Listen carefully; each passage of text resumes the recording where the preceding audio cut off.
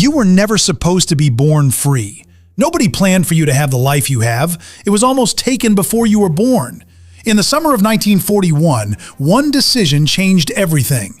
Hitler invaded the Soviet Union. That decision ultimately cost him the war. But what if he stopped, right there, in 1941? With all of Western Europe already under his control, first, why attack Russia when he already controlled everything? German military planners had a serious problem. They feared their fuel supplies could not sustain a long war, and without stable food supplies, feeding occupied Europe was becoming a growing crisis. So attacking Russia was not simply ambition. For many in the German high command, it felt like necessity. In this alternate timeline, he finds another path, a negotiated arrangement with Stalin, neither trusting the other, both buying time, which frees everything for Britain. In this version of history, Britain is completely alone.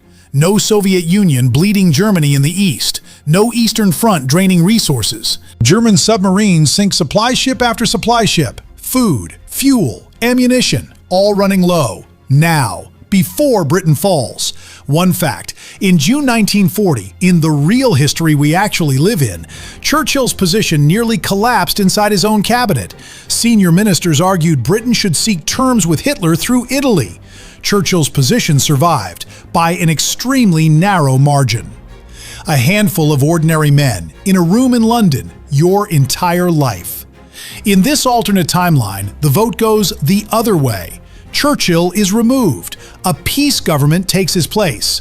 Britain signs. The empire is over. Without Pearl Harbor, America stays out. By 1942, in this alternate world, Hitler controls most of Western Europe and North Africa. Now let's go country by country.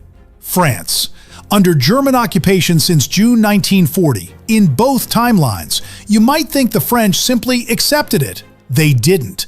The French resistance produced and distributed underground newspapers throughout the occupation. Week after week, if you were caught with one, you disappeared. A teenage girl named Simone ran messages for the resistance across Paris. She was arrested. She survived. She went straight back to work.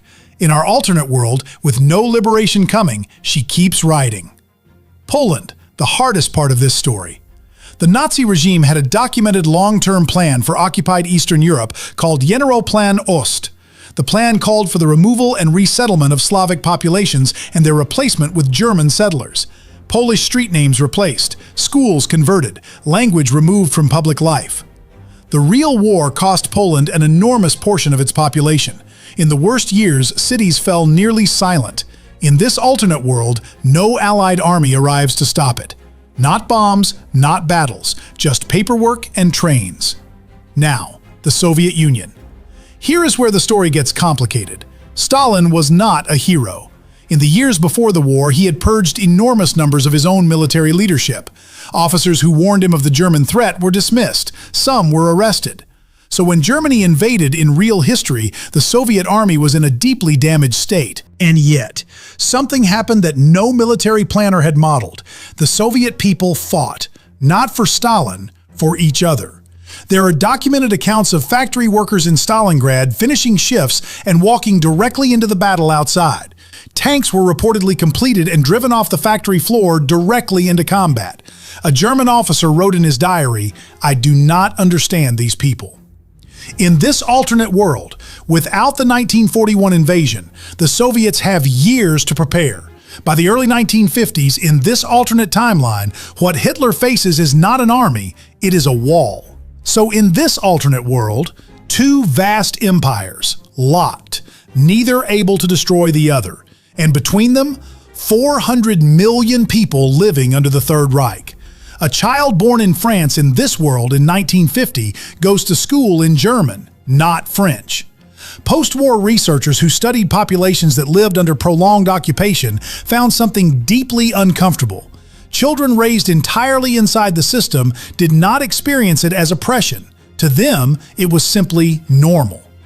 This is what the complete version of the alternate world actually looks like. But here is what every empire in recorded history has eventually discovered. Conquered people do not work hard for their conquerors. The resistance never stopped, it just went underground. And the man at the center of it all is aging and sick, When he dies, the power struggle begins before the body is cold. The resistance has been waiting for exactly this moment. France rises first, then Poland, then Norway, then everywhere at once. The empire that took years to build takes decades to fall. But it does fall. They always do. Now, the question the whole video has been building toward, not about history, about you. If you had been born into that occupied world, what would you have done? Most people believe they would have resisted. Historical evidence suggests the reality was more complicated. Not because those people were cowards, because they had children who needed feeding, parents who needed protecting. Those who did resist knew what they were risking, and they paid it anyway. Researchers who studied resistance movements across occupied Europe found something consistent. The people who resisted were not braver by nature. They were ordinary. What distinguished them was a decision made before the test arrived. They decided what they would not do before anyone asked them. When the moment came, they already knew their answer. Which brings us to the only question that actually matters. Do you know your line? Right now. Not in a war, in your ordinary daily life. The decisions you make in small moments build the person who shows up in the large ones. Hitler invaded Russia.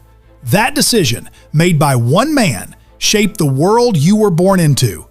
The Soviet Union paid an almost unimaginable price, losses that historians still struggle to fully comprehend.